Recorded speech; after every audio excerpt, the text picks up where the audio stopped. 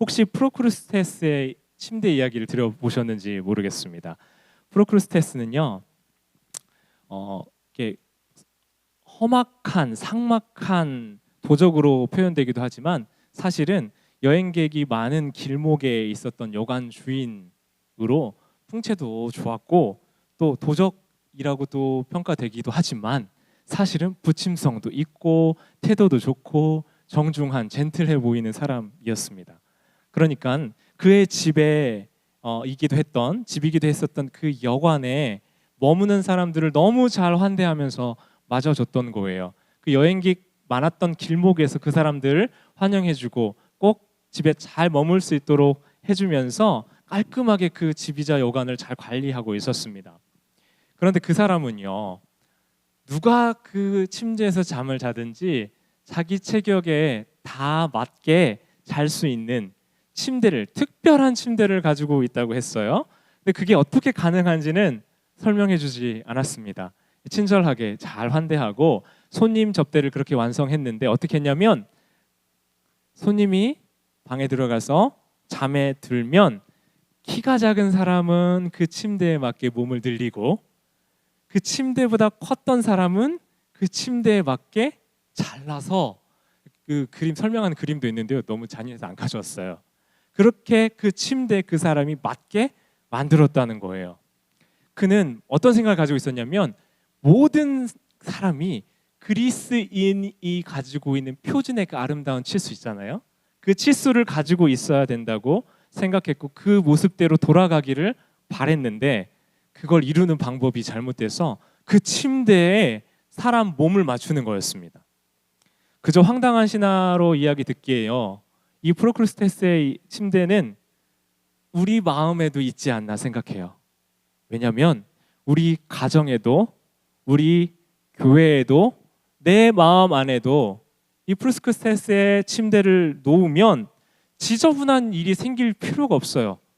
그 기준에 맞춰서 늘리거나 줄이거나 그 기준에 맞춰버리면 되기 때문입니다. 지저분할 일 생길 거 없고요. 참 쉽고 깔끔하게 모든 일이 정리가 될 겁니다.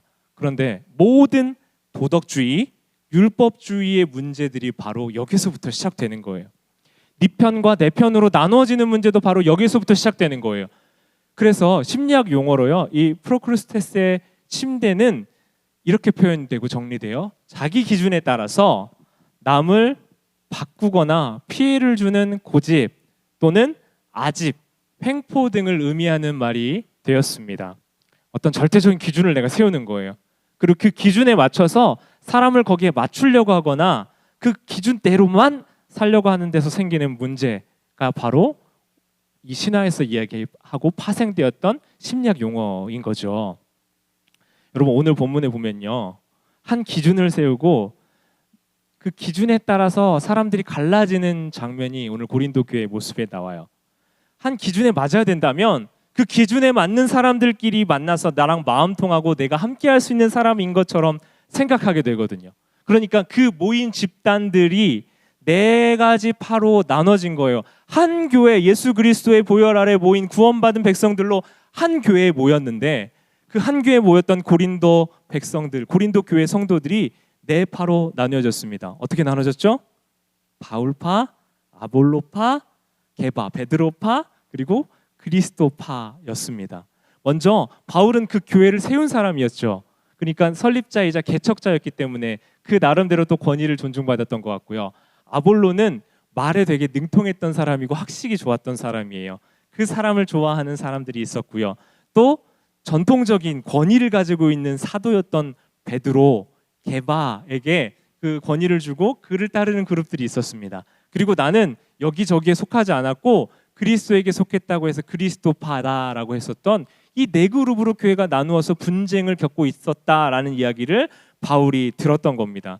여러분 1년 반 동안 바울이 이 고린도에 있으면서 교회를 개척하고 복음을 전하고 자기 텐트 만드는 일을 하면서 한 사람 한 사람에게 예수 그리스도를 전했어요. 그리고 드디어 교회가 교회다운 모습으로 갖추어져 가는데 바울이 1년 반 후에 떠나서 다른 지역으로 복음 전도를 위해서 갔을 때 에베소에 도착했을 때 그때 글로에의 지편의 사람들을 통해서 소식을 듣습니다. 종을 통해 받았는지 아니면 누군가를 통해 받았는지 정확하게 알 수는 없지만 글로의 집안의 사람들을 통하여 소식을 들었는데 그 고린도 지역의 고린도 교회의 성도들이 이 방금 이야기했던 네 분파로 나누어서 싸움을 하고 있었다는 얘기를 들었던 거예요. 여러분, 베드로가 이곳에서 복음 전하고 예수 그리스도를 전하고 했을 때 이 일이 사람이 나눠지고 분파가 나눠져서 그 안에 네 파로 나눠지도록 교회를 세운 일이 아니었었는데 바울이 너무 마음 아픈 소식을 들었던 겁니다. 그래서 누군가가 더 생각한다고 저 옳다고 생각하는 그 권위 앞에 그 뒤에 줄을 서서 내가 좀 더 맞다고 생각하는 리더와 그 리더를 따르는 사람들이 함께 마음이 모여서 네 파로 나누어지는 일이 지금 고린도 교회 안에 있었다라는 거죠. 여러분, 여러 이유가 있을 수 있어요. 먼저는 아까 얘기했던 것처럼요, 권위를 어디에 두느냐의 문제일 수 있어요. 그래서 교회를 세운 설립자 바울이 최고야 라고 그 뒤에 사람들이 모였을 수도 있고요. 또 학식이 뛰어나고 말이 너무 능통한 훌륭한 선생님이니까 아볼로를 보고 야, 아볼로가 진짜 훌륭한 영적 스승이다 라고 따라 생각하는 사람들도 있었을 거고요. 베드로가 이 고린도 지역을 직접적으로 방문한 기록은 없지만 방문을 했을 수도 있고, 또 바울의 베드로의 그 복음 전파를 통해 회심한 사람들이 이 안에 있었을 수도 있겠습니다. 그래서 그 베드로 게바를 중심으로 모인 사람들도 있었고, 나는 어디에 속하지 않았어 하면서 그리스파에게 속했다고 하는 그룹도 있었을 겁니다. 여러분, 무슨 역할이든지요, 한 교회 공동체 안에서는 각자의 삶과 삶의 자리와 각자가 있는 그 자리가 독특하고 그 사람만 있을 수 있고 그 사람만 할 수 있는 영역들이 있거든요. 그런데 우리는 쉽게 무엇에 빠지냐면요, 내가 마음 맞는 사람들끼리 뭉치고 이 마음 맞는 사람들이 뭉쳐진 상태가 내게 편하고 익숙하고 안락하게 느끼기 때문에 그러면서 내 자신을 합리화하는 일들이 일어나게 된다는 거예요. 근데 제가 우리 교회를 사랑하고 또 섬기는 목회자로서 여러분은 한 사람 한 사람이 각자가 다 그 자리가 있어요. 여러분들의 존재가, 여러분들이 나는 있어도 되고 없어도 되고, 저 담임 목사님이 내가 있는지 없는지 모를 수 있다고 생각하시지만 여러분, 누가 오시는지 누가 가시는지 누가 안 오시는지 제가 다 알고 있어요. 여러분, 왜요? 그분이 앉는 자리가 문제가 아니라요, 그분의 한 영혼이 한 시인의 표현처럼요, 한 영혼이 온다는 것은 그 한 사람이 오는 것이 아니라 그 사람의 세계가 오는 것이기 때문에 그래요. 그래서 그 한 사람의 세계가 왔을 때 그냥 한 명이 왔다 가는 게 아니라 그 한 영혼의 큰 세계가 저한테 왔다 가는 것 같은 걸 느껴요. 그 존재가 한 사람 한 사람이 각자가 그렇게 중요하고 소중하고 특별한 존재다라는 겁니다. 그런데 쉽게 우리는 나뉘어져요. 팔을 나눠요.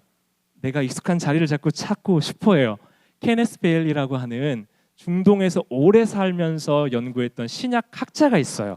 그 신약학자는요, 수십 년 동안 그 중동 지역에 많이 있었던 게 뭐냐면 민족 분쟁이거든요. 한 민족이 나눠지고 그 안에서도 내전이 있고 이런 것들을 많이 겪었어요. 그러다 보니 본문에 있었던 한 가지 민족적 차이를 발견했어요. 뭐냐면요, 지금은 누가 통치하는 시기죠?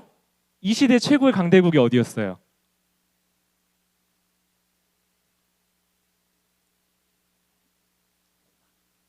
로마죠? 네.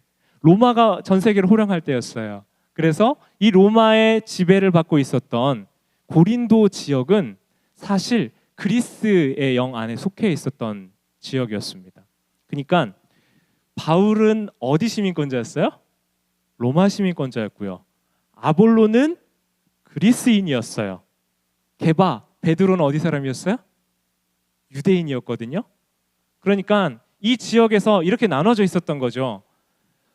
로마의 시민권을 가지고 있었던 한 교회 안에 있었던 사람들은 누구를 따랐을까요? 바울에게 따랐겠죠. 그리고 그리스어에 능통하고 그 지역의 상황들을 잘 알고 있었던 선생님인 아볼로를 쫓았던 사람들도 있었을 거고요. 그리스인들은 아마 그랬을 거다. 그리고 또 디아스포라로 흩어졌던 유대인들은 베드로파를 중심으로 모였을 거다라고 본인의 연구 결과를 이렇게 냈었습니다. 여러분, 이 내용들을 보니까요, 여러 이유가 있지만 결국 민족적인 이유, 민족을 중시하는 집단적으로 모이려고 하는 성질, 성향도 이 교회를 분열시키는 원인이 됐을 수 있겠다 싶은 생각이 듭니다. 사랑하는 여러분, 실상이 어땠는지 우리는 알 수 없어요. 그러나 학자들이 연구하고 공부하고 내놓은 이런 결과들을 보지만 결국 이유는 뭐였겠습니까? 내가 생각하는 그 기준이 있죠. 내가 옳다 여기는 그 하나의 기준 때문에 분열이 생기고 파가 나누어지는 교회의 모습이 바로 이 고린도 교회의 모습이었다는 거예요. 그런데 한 파가 있죠. 여기저기 나눠지지 않은 한 파. 무슨 파였어요? 네 번째. 그리스도파. 그리스도파는 뭐가 문제예요? 이 사람들 훌륭한 사람들이죠? 그렇게 우리는 그리스도께 속한 자 돼야 되잖아요. 그런데 이 그리스도파는 어떤 문제가 있었냐면요. 우리는 그리스도께 속했다라고 이야기했지만 이 말을 바꿔서 어떻게 표현할 수 있어요? 우리만 그리스도께 속했다고 생각했던 거예요. 그들을 배척하고 저 나누어져가지고 지금 사도 뒤에 숨어가지고 싸움하고 있는 저 사람들 틀렸어. 우리만 오라 하고 생각하고 있었던 사람들이 또 그리스도파였던 겁니다. 여러분, 인류의 첫 살인자가 누구죠? 가인입니다. 가인이 살인하고 난 이후에 어떻게 됐어요? 가인이 도망가요. 두려워졌어요. 무서워졌어요. 왜요? 자기가 살인을 한 것처럼 자기도 누군가에게 죽임을 당할 수가 있게 됐다라는 생각을 하게 된 겁니다. 누군가에 죽임당할 수 있다는 두려움에 도망을 가고 그 도망가면서 가는 길에 아내도 없고 자녀도 생기면서 더 이상 도망자로만 살 수가 없었어요. 그러면서 그가 했던 일이 한 가지 있어요. 뭐였을까요? 성을 쌓습니다. 창세기 4장 17절 말씀인데요. 우리 같이 한번 읽어보겠습니다. 시작. 에녹을 낳은지라 가인이 성을 쌓고 그의 아들의 이름으로 성을 이름하여 에녹이라 하니라. 가인이 뭘 쌓았어요? 성을 쌓았다고 되어 있죠. 살인하여 두려움 속에 했던 일이 성을 만들고 그 처소 안에 있으면서 안정감을 누리기 시작했던 겁니다. 자, 그러면서 자연스럽게 다음 그와 그 다음 후손들은 어떻게 되었을까요? 자기와 유사하거나 익숙하거나 같거나 나에게 도움이 되거나 나에게 유리함을 주는 사람의 존재라면 그 사람은 성 안으로 받아들이고, 나와 조금이라도 다르고 이익이 안 되고 그리고 뭔가 나에게 위협적인 존재라고 조금이라도 느끼게 된다면 어떻게 될까요? 내치게 되고 그 성 둘러싼 것 바깥에 있게 만들게 거부하게 되겠죠. 여러분, 경계를 만들고 편을 가르고 같은 편이면 받아들이고 같지 않으면 내치는 것이 바로 하나님의 뜻에서부터 멀어지고 뒤틀렸던 인간으로부터 나온 모습이다라는 거예요. 교회 공동체도 그래요. 여러분, 우리 안에 지금 뭐 분쟁이 있고 파벌이 나눠져 있고 그러면 사실 설교하기가 더 어려울 것 같아요. 그런데 우리 그런 거 없잖아요. 아직. 저 모르는 거 있어요? 없잖아요. 없어서 이야기할 수 있는 거예요. 교회의 아름다운 모습의 원형은 네 편, 내 편. 그래서 어느 뭐 수준이나 뭔 상황이나 그룹별로 나눠져서 흩어지는 것이 아니라 각자의 경계를 만들고 그 경계 안에 있는 것만 옳다고 좋다고 내 이익을 대변하고 그 안에 넣을까 말까를 그 경계를 짚고 판단하는 공동체가 아니라 내 입맛대로 사람을 들이고 보내는 그런 관계가 아니라요. 하나님의 말씀 안에서 우리 모두가 한 공동체를 이루며 내가 각자가 가지고 있는 그 경계를 없애가는 것이 하나님이 원하시는 아름다운 공동체의 모습인 줄 믿습니다.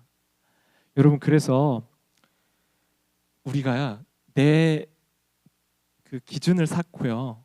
그 기준대로만 살면 얼마나 편하고 좋아요, 사실. 남에게 침해받지 않고 부끄러울 것도 별로 없을 것 같고 불편할 것도 없고 얼마나 나이스하고 편해요. 여러분, 아이러니하게요. 그렇게 살다 보면 내 입맛에 맞는 기준들과 편의는 점점 더 높은 성을 쌓아가기 시작해요. 점점 더 높은 성을 쌓기 시작하고 그 기준은 점차 더 까다로워지게 되는 거예요. 내 성의 높이는 점점 더 높아지게 되는 거예요. 그럼 순모임 제가 자꾸 강조하는 이유가 뭐예요? 순모임 잘 하셔야 되고 그 안에 말씀을 나누시고 우리의 삶을 나누고 일주일에 삶을 나누고 말씀을 내 삶에 적용하는 거 자꾸 하셔야 된다는 이유가 뭐예요? 바로 내 경계를 자꾸 허물고 내가 가지고 있었던 기준과 편견들을 허물어가는 시간이 바로 공동체 안에서 나를 허물고 내 경계를 허무는 시간이기 때문에 그렇습니다. 순모임하며 말씀 어떻게 살아나는지 격려하고 하나 되고 기도하고 그러면서 공동체 이루어가야 내가 내 모습 보고요, 다른 사람 모습에서 내 모습 보고요, 그러면서 우리의 모습이 변화되어 가게 된다는 거예요. 우리가 모여서 힘겨루어서 네 편 내 편 나누고 이게 옳고 저거 맞고 프로스크루테스의 침대처럼 내 기준에 맞게 사람을 늘리거나 늘어난 사람을 자르려고 우리가 모이는 것이 아니라요, 우리는 그리스도 안에 한 공동체로 우리 자신의 삶을 비추어가며 그 안에서 변화되어 가기 위해서 모이게 되는 줄 믿습니다. 오늘 본문 바로 앞절에 보면 1장 9절에 보시면 교제라는 단어가 나와요. 1장 9절에 1장 9절 보시면요, 교제라는 표현은요, 우리가 잘 알고 있는 코이노니아라는 헬라어예요. 이 코이노니아 하면 성도의 교제할 때 이 코이노니아 우리가 한 번쯤은 들어보셨을 수 있을 것 같아요. 너희를 불러 그의 아들 예수 그리스도와 우리 주와 더불어 교제하게 하시는 하나님 미쁘시다라고 고백하거든요. 이 코이노니아의 뜻에 그냥 우리가 잘 어울리고 친하게 지내고 잘 안녕하세요 인사 잘하고 허그 잘하고 이런 교제를 의미하는 게 아니고요. 이 코이노니아의 말 뜻 안에는 주주가 되어서 참여하다라는 뜻이 있어요. 여러분 주식 요즘 많이 하시죠? 내 주식 한 구자라도 사는 거 있으면 어떻게 해요, 여러분? 열심히 들여다보게 되잖아요. 그게 올라가면 기분이 되게 좋고 이게 급락해버리면 하루 종일 밥맛이 없죠? 그 말은 무슨 말이에요? 그 주주가 된다는 말은 그 주식을 내가 사서 나의 것으로 삼으면서 그 안에 참여한다는 의미잖아요. 그러니까 이 주식에 대해서 참여한다는 의미는 뭐냐면요, 한 교제한다는 의미가 그냥 say hi 하는 의미가 아니라 그 공동체 안에 들어가서 함께하며 참여하는 존재로 변화되어 간다라는 것을 의미하는 겁니다. 그래서 경계 나누고 편 나누기 심해지는 이 세상에서 서로의 모습 속에 계신 그 하나님의 형상을 회복해가는 경계 넘음의 자리로 우리를 부르시고 참여하게 하시는 것이 바로 하나님의 뜻인 줄 믿습니다. 여러분, 우리 한 성도님이요, 우리 지금 생명의 삶 하고 있잖아요. 생명의 삶 못 하시는 분들은 꼭 그 진도 따라서 말씀 매일매일 읽어가시라고 제가 교회 로비에다가 직사각형으로 되어 있는 표 나눠드렸어요. 그렇게 체크하시면서 같이 따라 읽으시면 됩니다. 그 생명의 삶 정기 구독하면서 요즘 인생 삶에 어떤 크고 작은 변화들이 있는지를 저에게 얘기해 주셨는데, 그 이야기 통해서 이제 정말 진중하게 말씀을 읽고 그 말씀을 따라 읽다 보니 궁금하게 생긴 부분들을 본인 스스로 또 찾아보게 되면서 이 말씀의 루틴 안에 들어오게 되는 거예요. 그러다 보니 주일 말씀 들을 때 내가 한 번 더 읽었던 배경들, 맥락들을 가지고 말씀을 듣게 되고, 그 들은 말씀을 가지고 순모임에 참여하다 보니 그 순모임에 들었던 말씀이 바로 또 같은 말씀 안에서 또 내가 누리고 고민하고 경험했던 그 말씀을 가지고 순모임에 참여할 수 있게 되었다라는 거죠. 그렇게 자기 자신을 매일 기도하는 자리, 말씀 읽는 자리로 밀어 넣었을 때 본인 스스로 참여해 들어가, 그 안에 들어가 내 자신과 작은 변화들, 가정과 교회 공동체와 순위 변화되는 아주 크고 작은 은혜를 누리시는 것을 참여해 가면서 경험하시는 것을 말씀하시고, 또 저는 더 큰 하나님의 인도하심을 볼 수 있는 은혜를 누렸습니다. 여러분, 그래서 제 마음 안에 너무 큰 기쁨이 있었어요. 와, 이렇게 하나님이 우리 한 성도님의 삶에 말씀하시고 인도하시고 참여해 그 말씀의 은혜 안에 들어오게 하시는구나, 참 복 있다라고 느꼈습니다. 그렇게 그 안에 참여해 공동체 한 구성원이 될 때 우리는 구경할 때 누리지 못했던 큰 기쁨을 누릴 수 있게 되는 겁니다. 여러분, 청년부들 지금 북스터디 하고 있잖아요. 원래는 제가 북스터디 할 때 대부분 어떻게 했냐면 강의 읽어오게 하고 강의식으로 했거든요. 근데 그렇게 하면 책을 읽어올까요? 안 읽어올까요? 안 읽어와도 책을 따라올 수 있게 되니까 잘 안 읽어와요. 그래서 어떻게 했냐면요, 저는 지금 발제를 안 해요. 제가 발표 안 하고 우리 청년들이 지금 돌아가면서 강의를 하고 있어요. 그러니까 요약해서 발표를 하거든요. 근데 이게 정말 좋은 게 뭐냐면 본인들이 발표를 하잖아요. 근데 제가 발표하고 뭔가 가르칠 때는 그냥 듣거든요. 그냥 듣고 흘리거든요. 근데 본인들이 발표를 하다 보니 너무 열심히 듣는 거예요. 반응도 너무 좋아요. 막 이러면서 반응도 너무 잘해주고 대답도 잘하고 너무 잘했다고 서로서로 격려해줘요. 왜 그래요? 다음 차례가 자기이기 때문에 그래요. 제가 그 청년부 북스터디 하면서 함께하는 놀라운 은혜를 경험하고 있습니다. 같이 발표하면서 공부하길 너무 잘했다고 생각하고 있어요. 왜요? 함께 구경하는 게 아니라요. 함께 참여하게 되기 때문에 그렇습니다. 여러분, 우리 각자가 하나님을 향한 부르심이 있어요. 우리 교회도 각 교회를 향한 부르심이 있어요. 각 교회를 향한 두 가지 부르심이 있죠. 제가 전에 한번 말씀 나누는데요. 시대적인 사명이 있고 지역적인 사명이 있어요. 그 시대적 사명과 지역적 사명이 뭔지를 잘 분별하고 기도하고 구하고 있어요. 하나의 큰 중요한 시대적 사명은요. 이 땅에 다음 세대를 세워가는 게 너무 중요한 것 같아요. 그 시대적 사명을 잘 감당하고 하려고 우리 함께 기도했으면 좋겠고요. 또 지역적 사명이 있죠. 이 하트웰 지역에 지금 하나님이 우리를 두신 그 이유가 있잖아요. 그 이유를 우리가 잘 분별해야 될 줄 믿습니다. 근데 아무 고민 안 하고요. 특별히 뭐 아무것도 안 하면 아무 문제도 안 일어나요. 그렇죠? 아무것도 안 하는데 어떻게 문제가 일어날 수 있어요? 하트웰 음악학교 하는 것도 아무것도 안 하면 고민할 필요도 없고 걱정할 필요도 없고 아무 문제도 없어요. 그런데 여전히 고민이 있고요. 해결해야 될 과제가 있고 풀어야 될 숙제들이 여전히 많고요. 매주 하나씩 생기는 것 같아요. 그뿐만 아니라 아무 일도 안 하면 아무 문제 일어나지 않아요. 그런데 고린도 교회에 문제가 생겼던 이유가 뭐예요? 교회가 빚어져 가고 세워져 가기 때문에 문제가 생겼던 거예요. 얼마 전에 우리 그 다른 주에 계신 목사님과 교제하고 이야기 나누면서 저희 교회 지난해에 있었던 일들을 나눴어요. 저희 외부 페인트하고 수리했잖아요. 그 수리했던 금액이 연말에 저희 교회 고등학교 때 잠깐 다녔던 지금은 캘리포니아에 계신 한 모르는 성도님으로부터 도착했던 체크와 거의 금액이 같았잖아요. 그걸 얘기를 그 목사님과 좀 나눴거든요.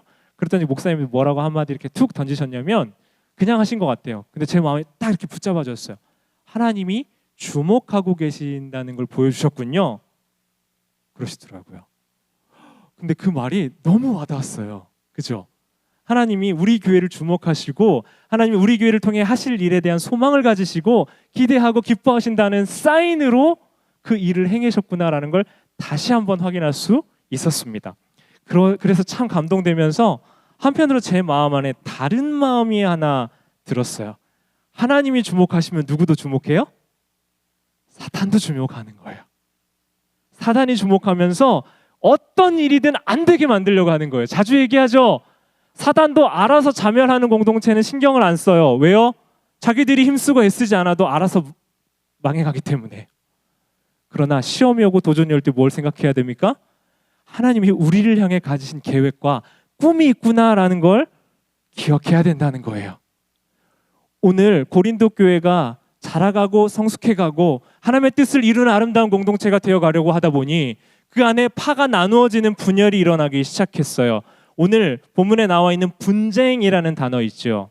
이 분쟁이라는 단어는 그리스어로 에리스라는 그 전쟁과 이 싸움의 여신을 상징하는 헬라어 단어로 된 뜻인데요. 이 에리스라는 분쟁이라는 표현이 그냥 감정적으로 나 싫어, 미워, 이 사람 마음에 안 들어 이런 싸움의 수준을 얘기하는 게 아니라요. 가진 힘을 가지고 굉장히 철저하고 처절하게 부대끼고 싸우는 것을 이 분쟁, 에리스라는 단어를 통해서 설명하고 있는 거예요. 그러니까 감정 싸움, 그냥 기분 나쁜 싸움으로 네 파 정도 나눴던 게 아니라요. 그 안에서 가진 힘, 뜻 맞는 사람들끼리 모여서 생긴 힘이 있잖아요. 그 힘이 네 파로 나눠져서 철저하게 그 힘 가지고 싸우고 있었다는 얘기예요. 힘이 없을 때는 문제가 없었는데 공동체가 모이고 사람들이 모이고 힘이 생기게 되니 자기 그 기준대로 프로스크리테스의 침대를 만들어서 그 기준에 맞지 않으면 자르고 늘리고 하려다 보니 그 안에 가진 힘으로 하나님 나라를 위해서 세워지는 일에 힘쓰지 않게 하고 싸우는 일에 힘썼던 거예요. 고린도 교회를 향한 사단의 전략은 뭐예요? 힘을 빼는 거였어요? 사람들을 흩어지게 하는 거였어요? 아닙니다. 힘을 줬어요. 힘을 갖게 했어요. 그런데 그 가진 힘을 어디에 쓰게 했습니까? 하나님 나라와 하나님 기뻐하시는 일이 아니라 서로 싸우는 데 힘쓰게 만들었던 거예요. 여러분, 하나님께서 우리에게 작은 힘이라도 작은 능력이라도 주신다면 서로 미워하고 나눠지는 데 쓰지 않고 하나님 사랑하고 하나님 뜻대로 행하는 데 쓰는 우리 신시내티 하는 장로교회 되기를 소원합니다. 우리에게 아주 작은 힘이라도 하나님 기뻐하는 데 쓸 때 우리 공동체는 서로 사랑하고 하나님이 세워가는 아름다운 공동체 될 줄 믿습니다. 그러니 우리 삶에 도전이 오고 작은 문제가 생길 때 여러분 그 문제를 곱씹으시지 마시고요.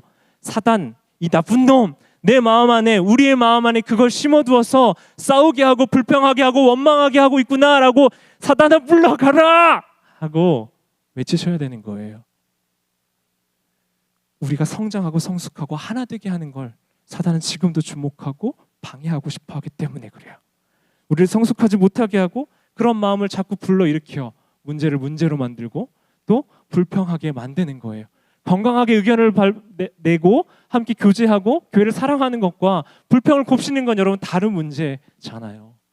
고린도 교회는 공동체 교회가 죽어있고 망하게 되는 공동체가 아니었어요. 살아있는 공동체였습니다. 이 공동체를 통해서 하나님이 하실 일을 바울이 편지를 통해서 보게 하고 온전하게 세워갔던 것처럼 이 고린도서의 말씀을 계속 보면서요, 우리는 교회가 되어 교회로 살아가는 하나님 기뻐하시는 교회가 되어 하나님 기뻐하시는 교회 공동체로 살아가는 은혜를 우리가 먼저 누릴 수 있었으면 좋겠습니다. 우리 사랑하는 성도님들의 삶에 공동체에 대한 사모함이 있었으면 좋겠어요. 내 이상으로 만드는 그 공동체 말고요, 하나님이 우리를 통해 하나 되게 하시고 하나로 빚어가시고 나를 변화시키시는, 내 침대 기준으로 남을 재단하지 말고 신령한 영적인 사람은 하나님의 마음과 기준으로 그 기준을 따라 살아가기 때문에 판단받지 않더라고요.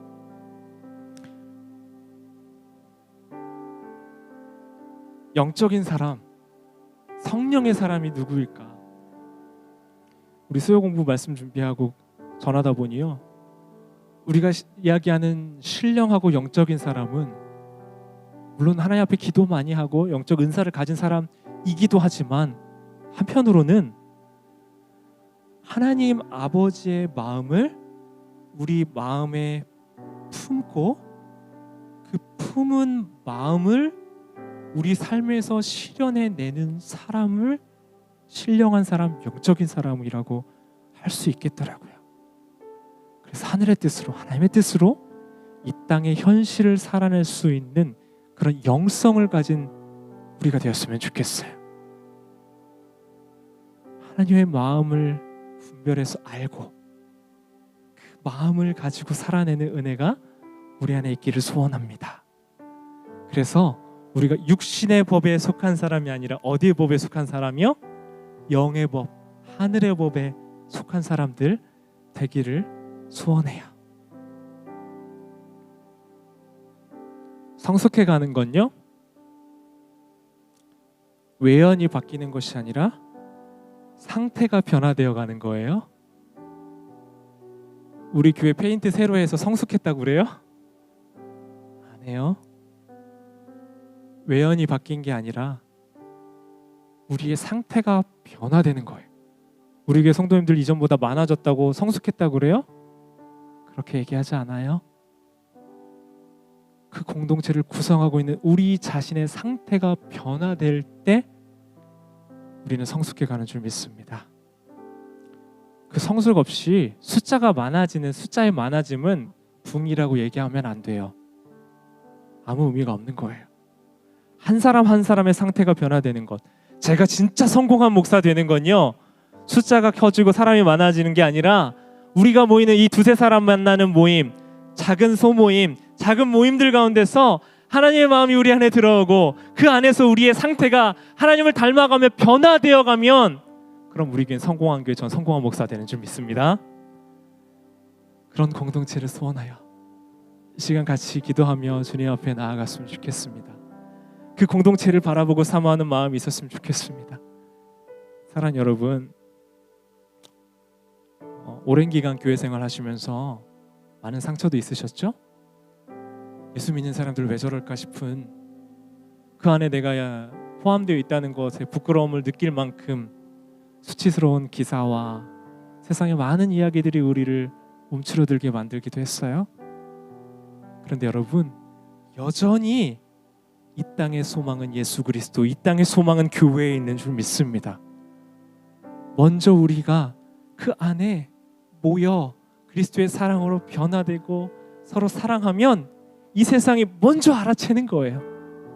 우리가 서로 사랑하는 걸 통해서 세상이 먼저 알아채는 거예요. 세상과 다른 공동체, 세상과 다르다는 건 세상의 기준과 다르고 세상의 마음과 달라서 하나님의 마음이 우리 안에 있는 공동체인 줄 믿습니다.